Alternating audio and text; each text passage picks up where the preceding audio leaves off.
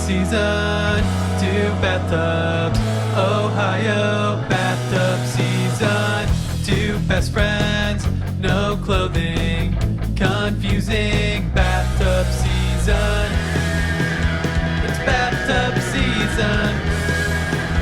It's bathtub season. It's bathtub season. It's bathtub season.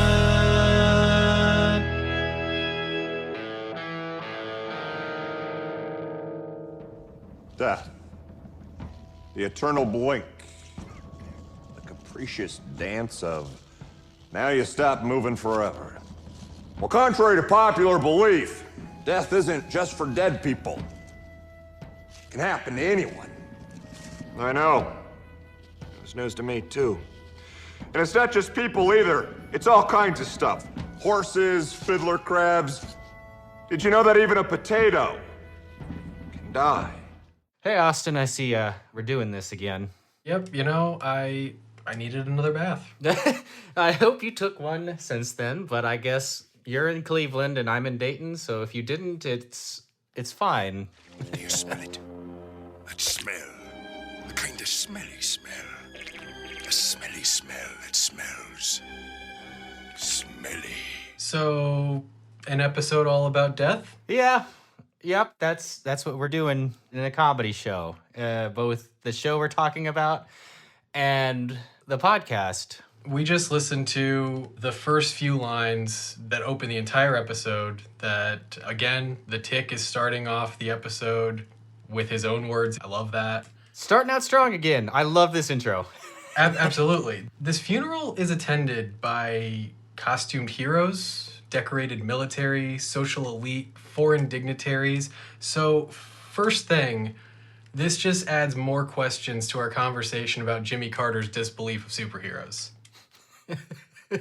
Yeah, I was thinking about that. It still doesn't make any sense. Maybe Jimmy's dealing with some mental problems. You know, I like that explanation better. I'll be honest, I get the feeling that they are abandoning some of the rules and setup that they made in the pilot, which isn't uncommon. I would love to see more of it, but, you know, we'll touch on that as we go throughout the episode. Yeah, I had some canon questions as well through it. I think they're being fast and loose with what's canon, and that's okay, but I think when you're doing that, it also opens up possibilities for more humor that they're not taking advantage of. Yeah, I feel they dialed back some of the humor in this episode especially. I made a couple notes about that. I don't think it's gone by any means, but there's just less of it constantly hitting you in the face. Ow, my face! I understand that. I don't know. That his speech, I was laughing at. There's, again, so many great lines. I had written down death, the eternal blink, Yep. which doesn't make any sense, but it's wonderful. And then when the speech continues on throughout the episode, all but one of my favorite lines from this episode are from his funeral speech. Mine too, for the most part. Not all of them, but I definitely kept coming back to these funeral scenes that they cut in as being some of the best Tick moments. And just to make my point here, the Tick is not supposed to be speaking at this funeral. No, and you don't find that out until the end of this opening scene. He's not on the list of people that is supposed to be speaking that day, and people are starting to get a little agitated. And I was curious how he got up there, but I think the answer is probably he just walked up there and started speaking, and with the confidence that people just thought was supposed to happen. Yeah, I mean, who's gonna question a superhero speaking at a superhero funeral? That makes sense to me. But yeah, one of the military officers makes the comment that he's not on the list of people that are supposed to be speaking, and he's up there essentially giving the fucking eulogy. Yep. No, that's just on form for the Tick, and I thought that was fantastic. What was that beeping noise? I did not hear a beeping noise. Oh. Beep, beep, Richie! My phone just started telling me I needed to turn my video on. Weird. Fucking weird. That would be a whole new dynamic. You want to play? I'll play. Hey, sir. Hey, big many man.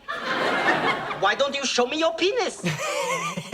So yeah, really, the only other thing I have about the opening funeral scene is simply that we are introduced to the fact that Tick, up until this point, has not had a firm grasp of death. Yeah, we get the vibe that he's learning a lot about the fundamentals of death. He literally believed that superheroes couldn't die, which, let's be completely honest, based on the first episode where we are unsure if being a superhero is even a job that you want, that is a hell of a Yes, benefit. it is. Yeah, and it's not just superheroes; it's potatoes too, and horses that he didn't know could die. Yeah, I love that little bit of foreshadowing here that I actually didn't catch until I was doing some editing for the podcast. From there, we go to 1 week earlier. Yes, 1 week earlier, splash screen, and then we are back to the diner that we ended the last episode in with all 4 heroes. We've got the Tick, Arthur, Batmanuel, and Captain Liberty. I'm never going to get that name right. And there's not a whole bunch I have to say about the scene except just a lot of dated homophobic jokes. Yeah, there's definitely a little bit of that. Funny enough, one of the first notes I made when this scene came on was simply, I looked up the Webster definition of a tryst. Oh, shoot, I meant to do that. It is a private romantic rendezvous between lovers. I like it. So we no longer have to ask, what is the meaning of tryst? So it just has to be private and romantic. It makes something a tryst. I feel like this scene was just filling in some of the blanks with where we started at the funeral. You know, this is a flashback, the funeral's the present time. The Tick is reading a book entitled Immortally Yours, which we will learn is the autobiography of the superhero he's eulogizing. Is it an autobiography or a biography? I believe it's an autobiography because the Immortal is the superhero. He is in town for a book That's signing. true, but I feel like he's got enough hubris that he would sign someone else's biography about him. I'm not saying dude doesn't have a ghostwriter. We also find out that the Immortal is the reason that Arthur wanted to become a hero. It was his whole reason for coming into this line of work. We also find out what Batmanuel's mission is. His mission in life is to be the arbiter of cool. Oh, well, who made you the arbiter of cool? It's Batmanuel's divine mission. You can do nothing about it. Batmanuel, am I cool? I also made a note about that. And at this point, just so everyone knows, the Immortal is the Superman of this world. And at this point, we know about him that he has an autobiography. He's male. He's supposedly immortal. He's merchandised because Arthur mentions he has a sleeping bag with his photo all over it. He once stopped a volcano with polar ice caps. Indestructible. Flies. Heat vision. Possibly gay. Yep. And somewhere in the middle of finding all that is the intro scene. What's the word I'm looking for? Sequence? The theme song? The opening credits. Opening credits, that's the word. Like, it's weird. We cut from the diner to the opening credits, back to the same conversation. I also thought that was really weird. When I was writing the timeline of it, I actually put that they changed the theme music, or they changed the opening theme sequence from the pilot. Again, super common. It's not that they changed it. There just wasn't one in the first episode, I believe. So that's just I this is think the you're- first time I you're think you're seeing right. it. Yeah, there was You're right. just none in the first. So this is the first time we're seeing it. And man, do they need to add a flash seizure warning to that intro. It's a sight to the eyes. That it's just flashing, strobing lights. I didn't put that together, but no, that's totally I fair. had that written down the first time I watched through it, and I was half awake when that happened, and it started, and I was like, oh, it's not that bad. And then the last 20 seconds of that intro sequence is just absurd. It's awful. I thought it was weird that they went back to the diner after the opening scene. It screwed up my timeline just from taking notes, because it was like, okay, so here's the diner, and, you know, I've got the notes about Batmanuel being the arbiter of cool. Yeah. I've got the military time snafu. Yep. It's 8 o'clock, and the signing's at 1300, and so he's, or 1700. He's like, oh, we have like 1,600 hours left until. Yeah. He thinks that's how many hours are between. He doesn't understand military time, which is just. I did write down that the biography of the Immortal, whether Otto or not, mentioned that he had saved the Earth thousands of times, but the Moon 3 times. And that, in my opinion, is more impressive than saving the Earth. Because what does the moon need saved from? And I'm glad he did it. So for you watching the end of that scene, before they came back to that scene very briefly, and when Batman was talking about being the arbiter of cool, did that register to you as being Seinfeld-esque as well? Oh yes, this whole scene, I even felt almost like they were trying too hard to be like Seinfeld. Like in that one especially, I really felt like I could see Kramer being Batman and Jerry questioning his cool credentials, and then bury George in a newspaper or throw Putty in, of all things, and give him the exact same line, and it works. 100%. Here's the only reason I think they put the credits where they did. I don't necessarily agree with it, but I think it was just to break up the theme of the diner scene because they kind of shifted it. You know, they went from talking about the Immortal and Captain Liberty's mission, and then she leaves, the credits come on, and then when we come back, we're introduced to a potential love interest for Arthur. Right. There's a girl a few seats down from them that he is checking out. Yep, and she is checking him out and actually approaches the table and asks for the time, and he freezes, and the tick spouts off that they have 1,600 something hours left, so pick one, little lady. Yep. And he's not being mean. He's just like, have an hour.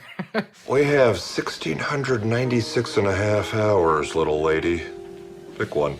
I also love, there was just like this one kind of throwaway in this when the Tick is reading the book where he says something about Bachman-Turner Overdrive, but he says it Bachman-Turner Overdrive, and it's apparently a superhero in this universe, not a rock group. Bachman-Turner Overdrive, look at this. He once fought a guy who was made entirely of black holes.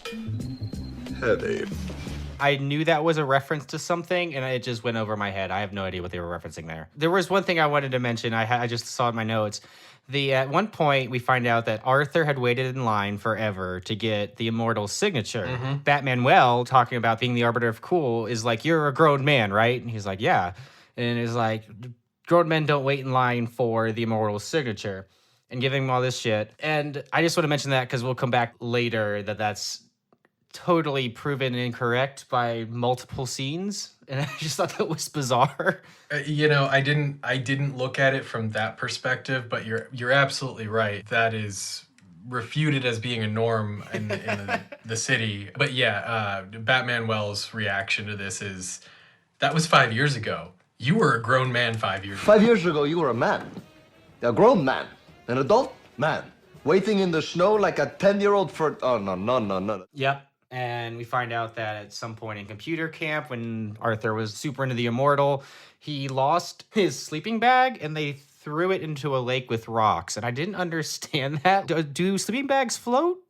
Yeah. They do? Okay. I wrote that in my notes that I thought it was weird they filled it with rocks, but I guess if they float, it makes sense now. So yeah, I think most of them float. I think if they've got the like winter fabric ones, they probably like waterlog and don't, but... That makes sense. So Captain Liberty is going to be the driver for the Immortal, taking him to the signing later. Yeah, and they actually, it's a dated joke, but they call her an escort, which Batman makes a reference to a call girl. And I had that kind of side note to myself. Does anyone still call them call girls? I feel like I haven't heard that ever. Nope, I don't think so. Maybe our parents? Right, like... I've definitely heard it in my lifetime. It's definitely been a thing that's common enough, but I feel like I haven't heard it in 15 years or more. Yeah. And I mean, it wouldn't surprise me that the Tick is using weird language. He's learning it as he goes. Right. So then we're in the back of this limo with Captain Liberty and the Immortal. She has picked him up from the airport. They are on their way to the book signing. He is on the phone with what I believe you're supposed to understand is the Pope. I didn't catch that at all. He says, Your Holiness, so what's the God angle here? I totally missed that, but that's hilarious. Do you recognize the Immortal from anything else? He sticks out as an immediate character. He looked familiar, but I didn't place him for anything. So it's Sam McMurray, and again, it's another person who's been in a lot of things, but for me, I'll never see him as anyone other than Supervisor O'Boyle from King of Queens. He's Kevin James's boss. You are now a member of an elite force, son. With great honor comes great responsibility. Make us proud. All right, next item. One of your pinheads broke my stapler. Till further notice, my stapler is off limits. That's it. Gotcha. I have maybe seen 5 minutes of that show, so I didn't catch that. But he does look familiar. He definitely seems like one of like that guys that's just in a lot of sitcoms as smaller characters. Just so all you listening have an idea, this dude is purple and Not silver. him, but his outfit. His outfit is purple and silver. That's a good point to make. I immediately thought of Orgasmo. I know Orgasmo's pink and silver, but just like that combination, my brain went there. It's not a great outfit for sure. He's got a kind of purple Magneto type helmet with these like wings on the side. And for me, there's a purple cape, there's a purple eye on his torso, but the big thing is just this suit is molded muscles to the max. These abs are the most ridiculous, unrealistic looking things. Like, this dude is halfway to being a big silver ear of corn, the way these abs look. It's cool. And a huge cod piece. There was a few scenes where they show the outfit standing, and it's just there. Just the biggest cod piece on any superhero outfit I think I've ever seen. I don't think I paid that close of attention. That's all I could look at. It was glaring. Not that I wanted to. It's one of those things you just can't take your eyes off of because it was just there. Well, it turns out Captain Liberty probably couldn't keep her eyes off it either. Yep. Well, I had some questions about that. So the Immortal puts his hand on Captain Liberty's leg and starts making a move, and she immediately is, my apartment's 2 blocks from here. But the way she says it is almost like a threat, like don't touch me. I live around the corner. I could just like run is how I took it. Like the first time I watched it, I didn't take it as her accepting in any way at all. See, I saw it immediately as accepting, but I think I was focused more on the setup for this because the Immortal kind of hooks you with this first line where he mentions that he's been following Captain Liberty's career closely, and there's a creepy, heavy overtone to the way he says it. I've been watching your career very closely, Captain Liberty. Is this genuine or is this the move? And he immediately follows up that the UN has tasked him to essentially put together a Super Friends and he wants her, and you're like, oh, okay, genuine superhero stuff. Because she kind of got nervous when he was like, I've been watching your career closely, but it seemed like a professional nervousness. Like, oh, have you seen all the blunders I've made kind of thing. Have you been watching me and Batman well? Right. After saying that he wants her for this group he's putting together, he grabs her and pulls her in and tells her she's got the best legs in the galaxy. You may just have the greatest pair of legs in the whole galaxy. And that's when she's like, my apartment's 2 blocks from here. Yeah. And I don't know, her line read, if you go back, is like kind of scared. They could have done it better if that's what they wanted her to portray. And it doesn't, like, I kind of get the vibe that she didn't want it, like, especially what happens next. That it wasn't an accident, what happens, but maybe I'm just looking too much. Perhaps. Hard to say. We go from there to the other 3 leaving the diner and walking down the street. I'm just going to apologize to our listeners in advance because the timeline for this episode jumps so much. Instead of longer scenes in this one, it's a lot of really short scenes that jump between each other. Yeah, and a lot of them don't have much going on. Yeah, they're walking, leaving the bar, just kind of shooting the shit, and Batman gets a call about something that's happened, and then we're in Captain Liberty's apartment. Yep, they get to Batman-Well's car, he has a parking ticket, and then he gets the phone call from Captain Liberty, and we find out in that scene that she killed him. He responds to what she says. You killed the Immortal? And really, through all this, like, I understand this is very upsetting. I understand it's very, it sucks that you killed this superhero, but I feel like it almost deserves an award or at least some acknowledgement. Like, Captain Liberty killed the Immortal. That is a fucking sentence. And then I'm gonna go down in history as the woman who killed the Immortal. Yeah, killed the Immortal, which is I thought was fantastic. I didn't even see that joke set up coming. I was like, oh, the Immortal. That's just like a corny, great name for like the big Superman hero or whatever. But great landing. That's what happened. Absolutely. Absolutely. That was beautiful writing on whoever decided to kill the immortal. Like, that's Yeah, just so great. we end up in Captain Liberty's apartment, and the immortal's dead. He is on the bed. She is slumped over a chair crying, needing consoled by Batman. Well, the Tick and Arthur are standing over the body, just perplexed. And now that I'm saying it out loud, we understand why, because the Tick doesn't understand death is a concept. Right. It's also worth noting that the immortal's still nude. He's just covered by an American flag. Yeah, which it's a way to go for sure. I guess his one weakness was fucking. I had that written down as in my notes, my half awake time watching this the first time. I even underlined it. I thought it was very funny at that time. Shit. I think I fucked him to death. A great line is said, basically in the same vein of joke. Dying in the saddle is a story as old as the hills. There's a lot to unpack in that sentence. Is it a story that is as old as the hills? Are the hills old? I mean, you get over the hill, right? Yeah, to get in the saddle? Well. Maybe? That Manuel is weirdly unfazed through this whole thing. He's just like cracking jokes the whole time. Like, not a care in the world. This is normal, fine. Nothing is weird about this. Everyone needs to get in a better mood. So I totally agree. I don't even know. I mean, yes, he's more rationalizing. He seems more calm than everyone. But I was really, it's a show. They're characters. It's written. But like, I was impressed by the jealousy that he was showing in the diner towards Captain Liberty being in close quarters with the immortal, literally fearing exactly this, it would seem, minus the whole him dying thing.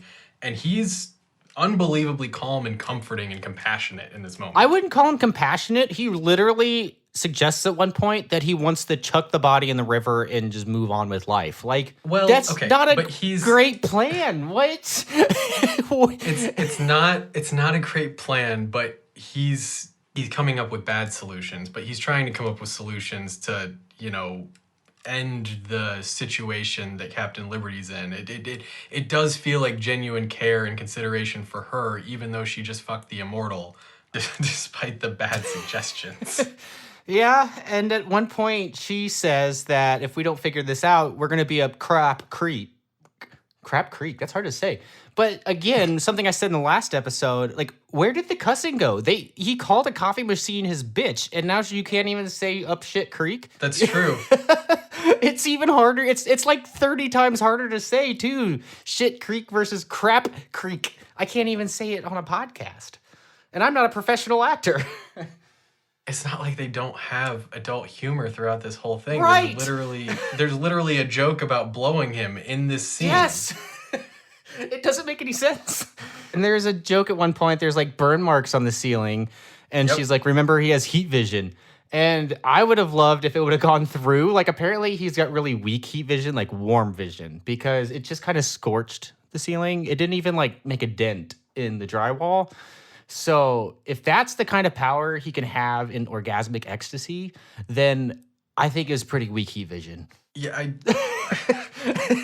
I didn't think about it that way, but I did think just like, this seems unsafe. Yes. There are scorch marks on the ceiling and Captain Liberty's hair is fried. It's like, this isn't safe sex. She could have died. The people above them could have died. She did the civil public justice. She followed her name, because if he would have kept sleeping around, somebody would have died. We definitely are given the impression that he sleeps. Yeah. And I had...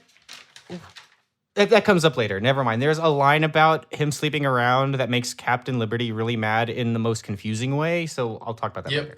I know exactly what you're talking about. I guess we can talk about it now. So later on, like, Batman Will's talking to Captain Liberty, making a joke about how he sleeps around, and she gets really pissed off that he's insinuating that he would sleep around. That's literally what he was doing with you. Like, in what sense of what they did she get the vibe that was not what was happening? Right. She wants to meet a man who is nice, funny, and exactly who they say they are. I'm pretty sure that's what the immortal was.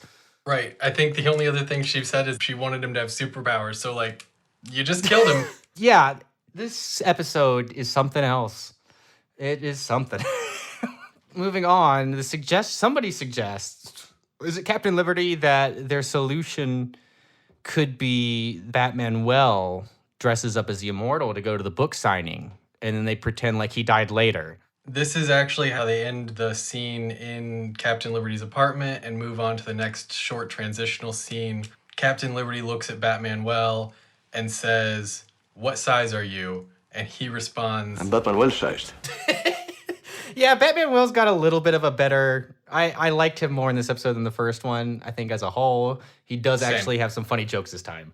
Yeah, I found Batman and Captain Liberty to be less obnoxious and less of just caricatures of the stereotypes they were portraying. Yes, they're just slightly better. That is one place in this episode, where they did tone something down in the quote-unquote comedy that worked for them versus some of the other things that I feel like they toned down a bit in this episode that I'd like to see more of. I get it's heavy-handed for some people, but I liked the style of it that was in the pilot. Yep. So they leave the apartment and we get Arthur and the Tick placing the Immortal, who is now just wrapped up in an American flag, still, but like actually wrapped up in it, into Batman car, which is a convertible with the top down, and they're putting him right in the back seat, upright. Because, yeah, of course. I didn't even make the connection. I mean, it was a convertible. I thought about that, but they could have put the top up. I never thought about that. That's hilarious. And we'll come back to that later, because eventually Captain Liberty does make a comment about the body being in the back seat. We go straight from there to the book signing. We have Batman in the Immortal costume in the limo pulling up to the book signing. And this is what I was talking about earlier. Every person there, I paused it. There's not a single child in the audience. Not one. They're all grown adults. Not a single kid. At least they probably weren't there for 15 hours. Yeah, and I was like, okay, maybe it's the paparazzi. There's a lot of people taking pictures. But as we see in a second, they go inside, all the people waiting in line are adults. So it still doesn't make any sense.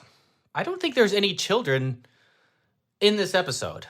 Or the first episode. Maybe kids don't exist in this city. There's a kid in the first episode because there's the throwaway line about the magic hubcap. But I think that's the only Basically, he gets out of the car. He's kind of apprehensive about it. But then when everyone starts loving that the Immortal's there, Batman Will's into it and just goes along with it and goes into the signing. Yeah, when they get out of the car, everyone is kind of just standing there and looking. They seem a bit skeptical, but Captain Liberty starts a clap and everyone follows in as they're prompted, which leads to Batman speaking his first lines as the Immortal, and he's just yelling through this terrible fake accent. Fear not!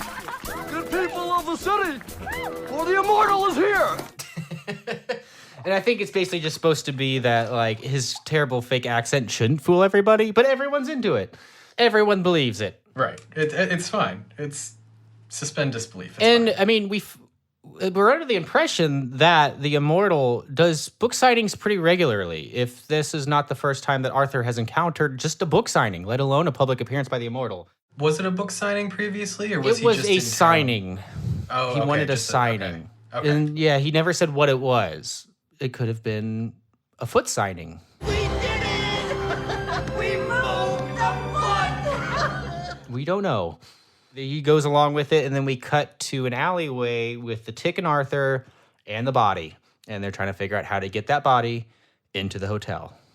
And again, like, my notes watching these scenes just keep hinging on the same thing. I'm like, they are in a bronze convertible. They are in attention-grabbing costumes. There is an upright figure in the back seat that really can't be anything but a body and a flag. There is nothing inconspicuous about any of this. Yeah, and at one point, I think it's Arthur says, we have to do this without being seen. If you look, there's literally a person in the background, which is hilarious because one thing I've noted through this whole thing, I don't think I've said it, there aren't that many background characters. Almost at all. It's almost like an empty city. So the fact that they put somebody in the background for this scene is hilarious. It was intentional or the funniest accident ever. Absolutely. No, that's I didn't even catch that, but you're 100% right.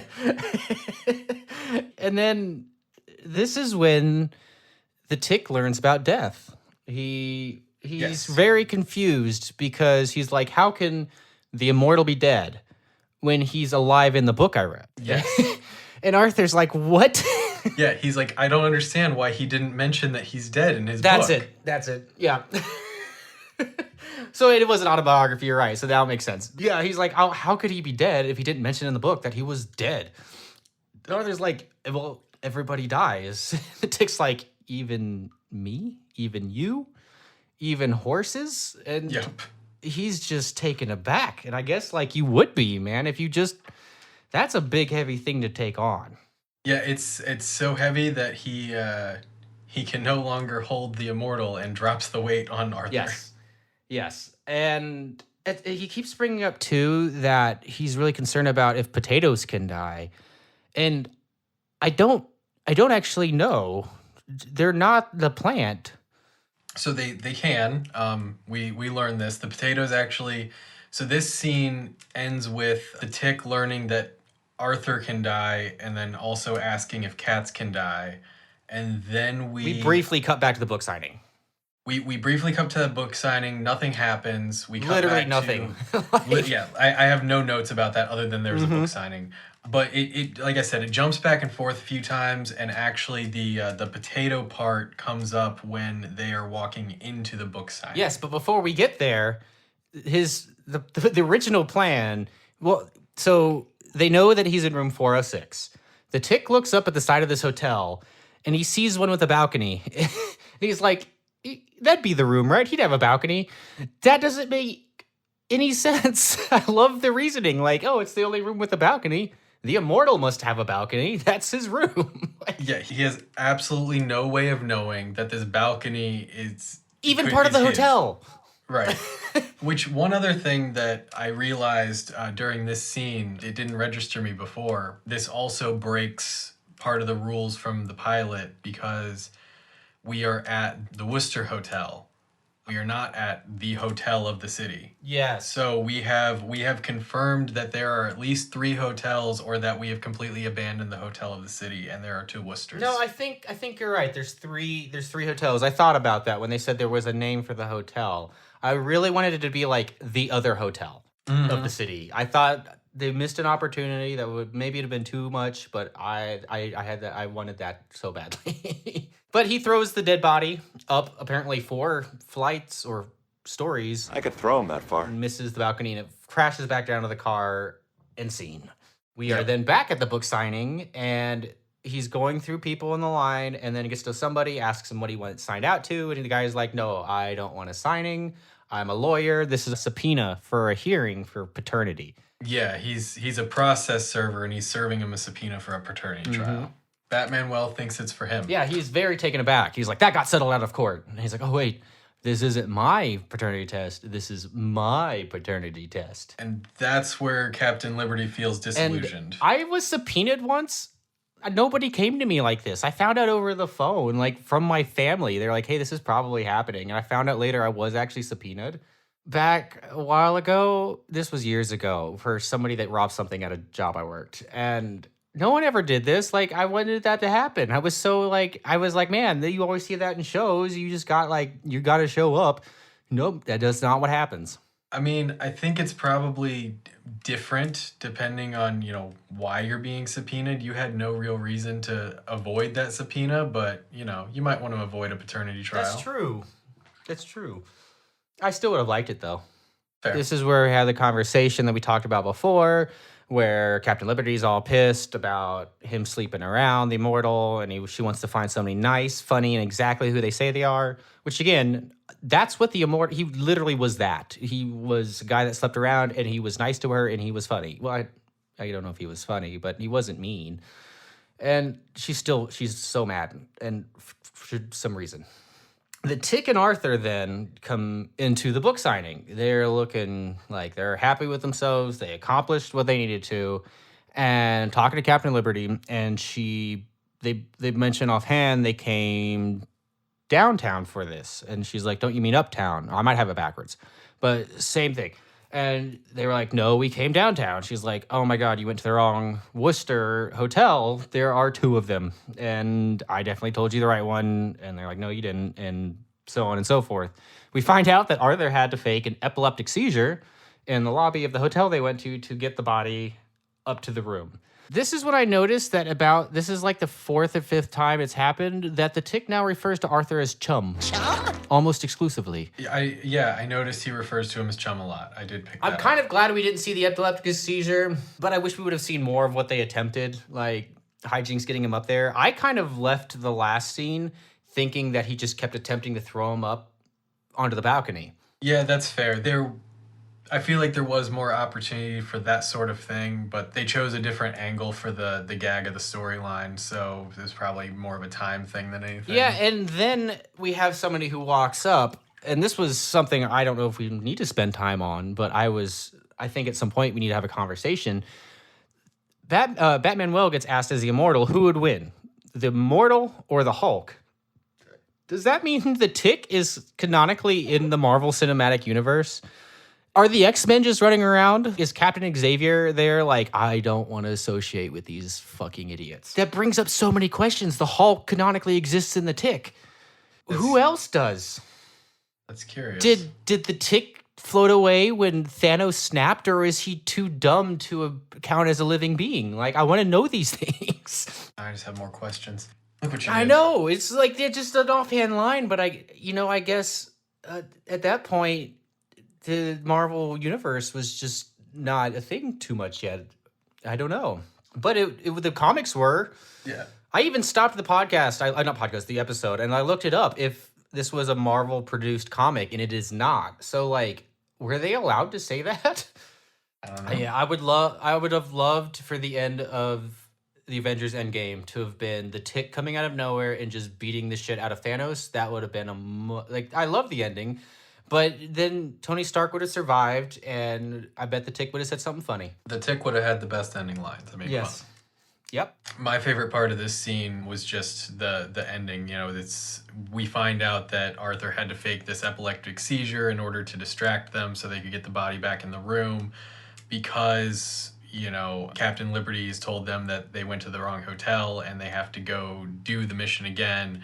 And at this point, Arthur's just like, no.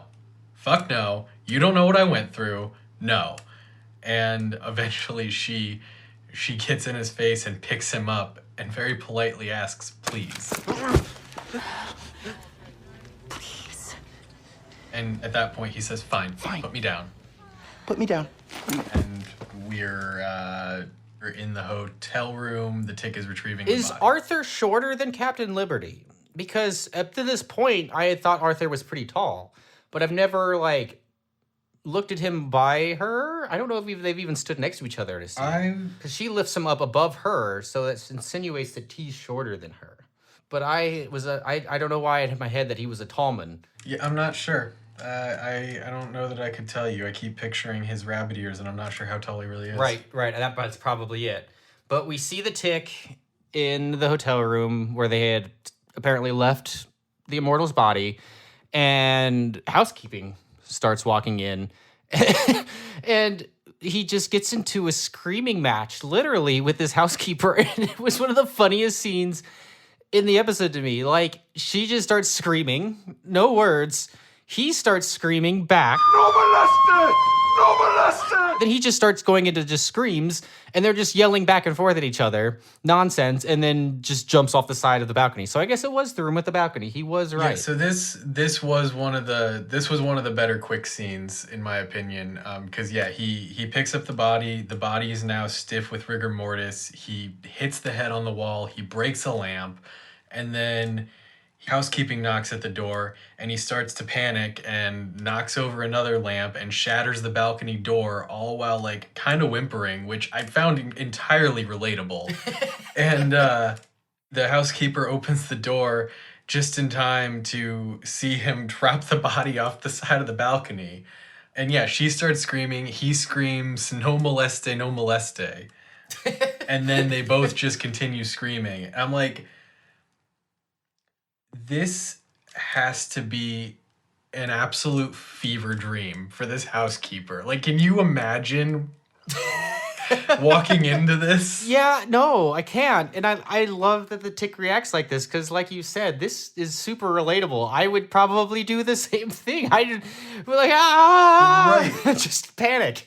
Like that was the part that got me is he heard the knock, he heard the housekeeping, he knocked over the other lamp, and he's just like, you see him just like, I don't know what to do, and he's like, I'm like, oh fuck, I know that. Well, oh, that's a hell of a weird sound. I never made that before. Yep, relatable. I have been in many of the... No, I've never been in the hotel room with a dead body wrapped in the American flag and then jumped off it. I'll tell you, it's all fun and games until the rigor mortis sets in, man. Yeah. I would... yep. We then cut back to the funeral from the beginning scene.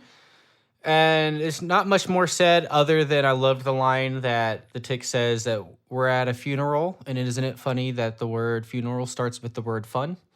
And that's a good point. I'm not having fun yet. Make it a double. Got it. This was a relatively quick scene back to the funeral. And I like that this scene didn't really redeem itself. It just made the tick look an ass of himself. It was just hilarious. Yeah, it was just there to be funny in the best way.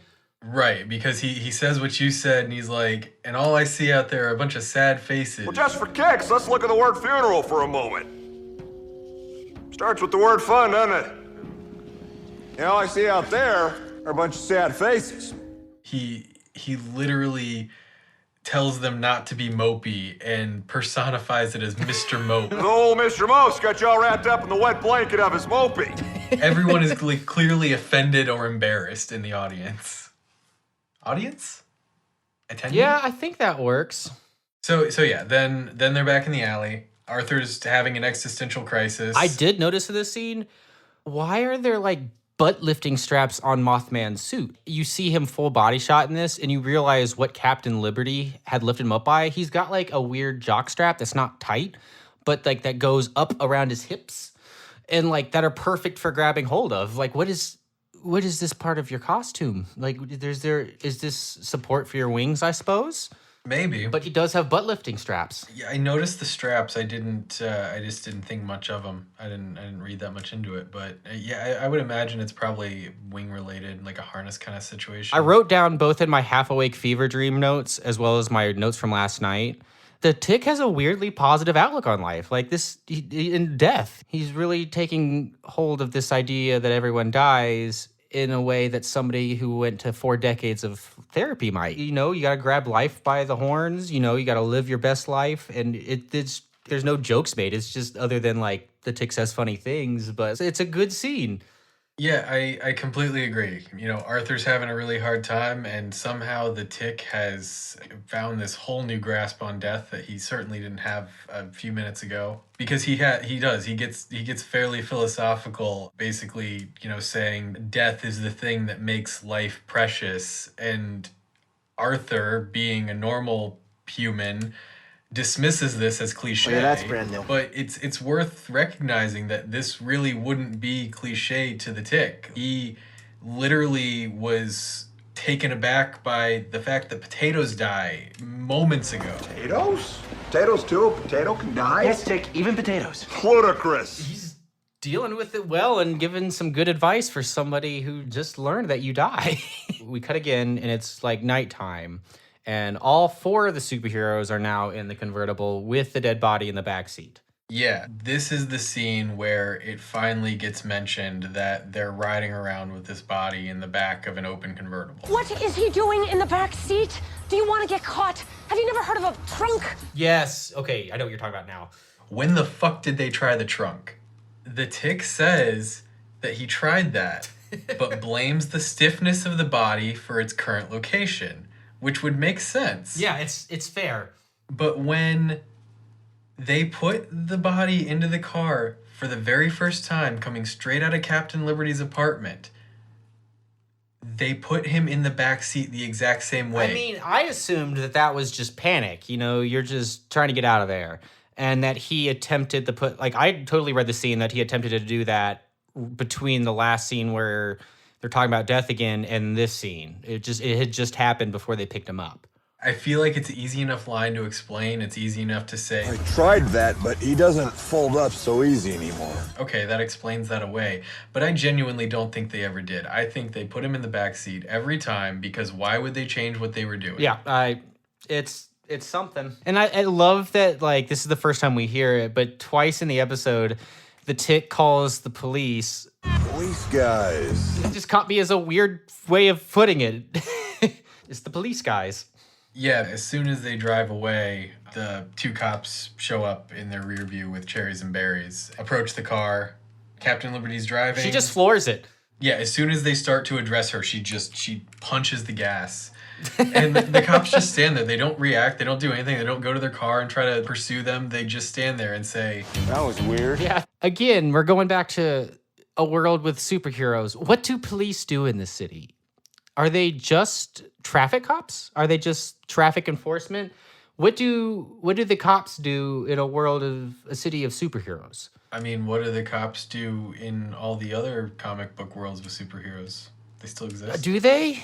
Yeah. Have you seen Batman? Have you seen, these movies have police. That's true. But I feel like in those things, the superheroes stay in the dark and just come out when bad guys are afoot. This is a world in which superheroes just walk around. You don't see Iron Man and the Flash just like walking down the street grabbing a pizza. That's fair. There are other shows that follow this structure a little more closely, and there are still police there. I think it's kind of like superheroes deal with things at X level and above, and sometimes, rescue cats from trees, while cops deal with normal cop shit. Oh, I read it the opposite, that the cops were just like, did the mundane things, get the kitties from the trees and gave the parking tickets, and the superheroes would do everything else. Well, that's all we've really seen the cops do in this. I mean, I would have a hard time believing that they wouldn't provide some support if they are in a world where they, coexist and collaborate with superheroes, but... We're off topic, I'm sorry. I don't know the scope of their job. So, yeah, getting back on topic, they get to the hotel and... where do they go? Because Batmanuel, the Tick, and Captain Liberty leave the car at some point and leave Arthur with the body, right? Yeah, so that is when they arrive at the correct Worcester Hotel. And I think this is hilarious. Captain Liberty just ran from the cops because they have a body. They're trying to be really discreet. And Captain Liberty then shouts at the top of her lungs, "Arthur, watch the body," as loud as she can. Not whispered, not said quietly, not even tried to pretend act like she said it quietly. She says it full volume as she's out of the car walking in. Seems like a good idea. I mean, what's discretion? Yeah, very discretionary. But while they're in there, the dead body starts talking to Arthur. Arthur hallucinates that it does at the very least. You're gonna die someday too, Arthur. My question is, did the Immortal have extra powers that we didn't know about that are beyond death? Or does maybe Arthur have a witchy secret side that we haven't met yet? Maybe this is part of his powers, that he can speak with the dead. Maybe we need to ask the Pope about the God angle. Mm-hmm.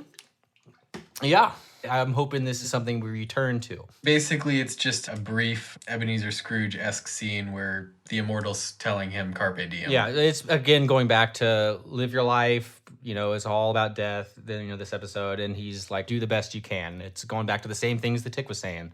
Oh yeah, that's brand new. From that point, the girl from the beginning of the episode is coming out of the hotel. Arthur jumps out, goes to talk to her, is still awkward and nervous, but she takes all the lead and gives him her number and a kiss. Yeah. And a drawing that she was doing of him in the diner. Yes, that is what happens in that scene as a whole. It's split up by some hotel room scene stuff. The very first thing when Arthur approaches this mystery woman, I don't think we ever do get her name, he says, "Look, I'll probably be arrested soon, and then, of course, I'll be dead." I like that. I like the innocence of that. But how the fuck does this city work? Arrest, then death? Is that a given? Is that just the thing that happens? That's a really good point. When you got superheroes running around, I suppose your punishment has to be more severe. Well, and then it was almost back to back, because from there, they cut to the Tick, Captain Liberty, and Batman Well in the Immortals' actual hotel room. Which is hilarious because the Tick is really confused why the first hotel wouldn't have worked because the room is the exact same. He's like, I don't understand why we couldn't leave him at the first room. This is the exact same as that one. So the idea that they're different buildings just doesn't make sense. He keeps making comments like that indicate he does not understand their predicament fully. When they're in that room after they've put the body on the bed, Batman Well says, "Can we get away from the dead person now before we're all arrested forever?" All right. Again, we just went from arrested and then a given of death to arrested forever. I'm like, these are such weird things to say. It's like they were like, that's really funny. I did not pick up on that, but like as you're saying it, that is what was said, and that is hilarious. Why are they both so sure that their punishment is so severe? I mean, I guess they did kill the best superhero of the world, or as this was in my notes, the Batman Well at some point says to Captain Liberty, "You killed him with your pink secrets." And I am going to keep that phrase and use it, I think, from now on for Lady Bits, is her pink secrets. I just thought that was hilarious. It's actually really funny because I also have that in my notes. and I specifically said, this show is over 20 years old. I'm 30, and I've got to admit that's new to me. Yeah. That's great. You know, they get into an argument a little bit. They're fighting. Batman Well stealing from the mini fridge, which I guess was supposed to be a joke. I don't know. It was kind of weird. His arms are just like overflowing with mini bottles. I guess after the day they had, they might need those. They're going to need to go find the iron liver from the first episode. The guy who can do 29 shots and still balance things. Right. Maybe he can trade him a piece of his Toblerone for a couple of those shots. Who's got Toblerone? It was in Batman Well's arms. Oh, I didn't even catch that he also stole chocolate. Captain Liberty gets upset with the Tick because he doesn't... This is when he doesn't understand why they couldn't leave him in the first room. She gets to the point that Arthur was at early in the episode where she's just like, what is wrong with you? What planet are you living on? And the Tick says, Planet me. Which is just the most genuine and honest answer from him. Yeah, because I think if anyone else would have said it, it would have sounded like really full of themselves. But the Tick is just like, I'm living in my world. It's not demeaning or like mean. It's just where he is. It was a genuine answer. It was just like Nope from the first episode. Yeah, I thought that was great. Did you fall in? Oh, should I stop recording? So for people listening at home, Austin just filled up his whole computer with audio files and probably porn because his Pro Tools stopped recording because his hard drive was full. So that was what happened. I did not leave the tub. I don't think Austin left the tub. I did not. I managed to troubleshoot this from right here on my iPad. He got all the porn deleted or moved to the cloud so he could keep recording this podcast. He's a true hero. Am I a hero?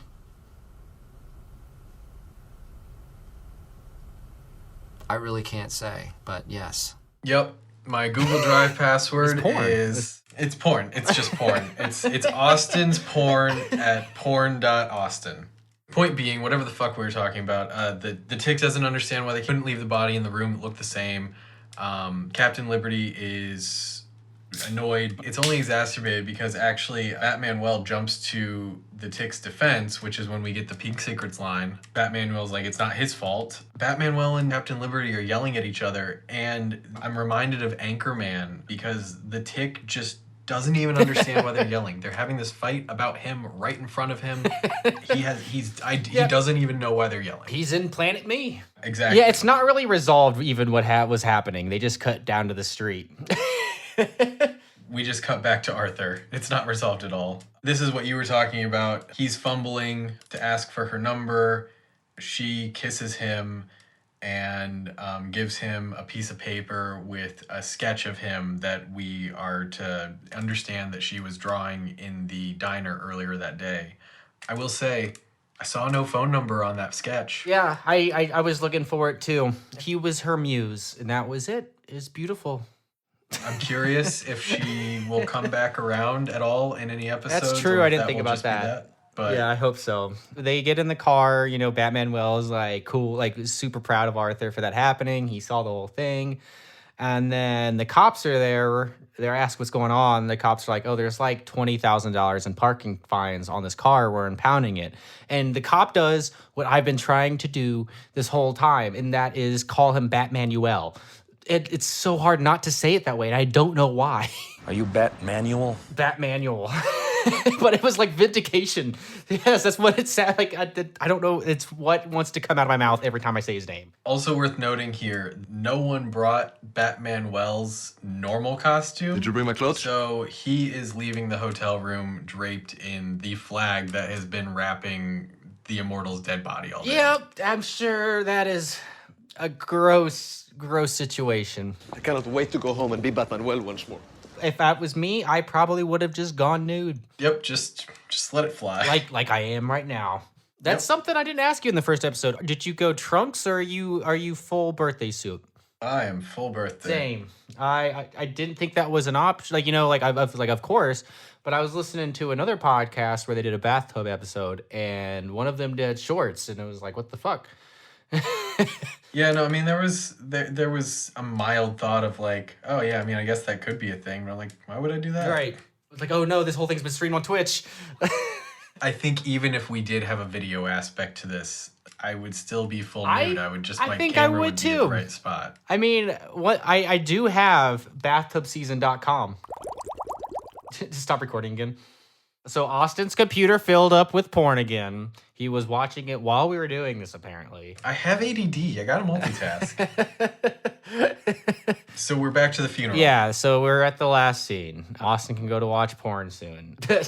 We're back at the funeral. The Tick's still giving a speech, and it's just there's so many good lines here.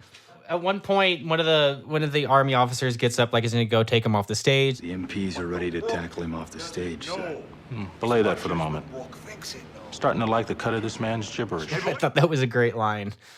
Yeah, that was up there for me. He also calls the Immortal Morty and waves at his casket. Bye, Morty.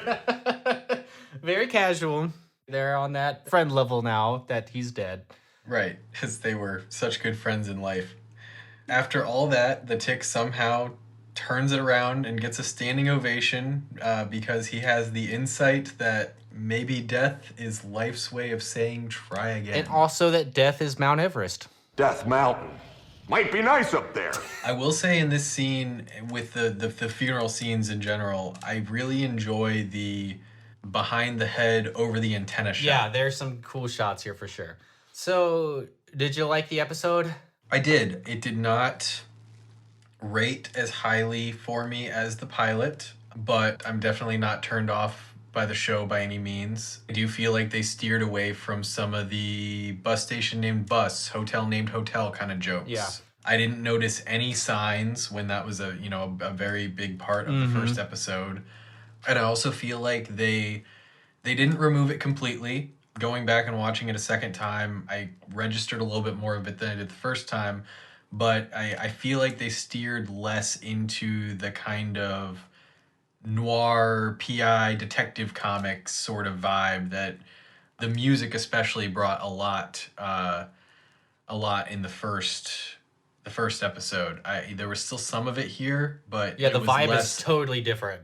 I also liked the episode and agree that it's not as good as the first one, but I still enjoyed it. I did like that both episodes so far have been weirdly positive things. I low-key think this would be a good episode of just anything to watch if you were dealing with death in your life. Like if somebody died recently, this episode bizarrely gives some good insights into how to look at things. Sure. It's good at dealing with it in a way I did not expect. Yeah, I am curious if we ever see Christopher Lloyd or any of that kind of stuff again. I kind of doubt it. I figure that was maybe a big star thing they threw in the beginning, but it was all intended to be set up to begin with, or it was an open door that they might have closed over and trimmed the fat. I'm curious. We'll see. I kind of doubt we see him again. Yeah, I have a feeling we will be seeing like other big names of people. Probably not as many that were as big then, but people that became bigger later on, like we talked about in the first episode.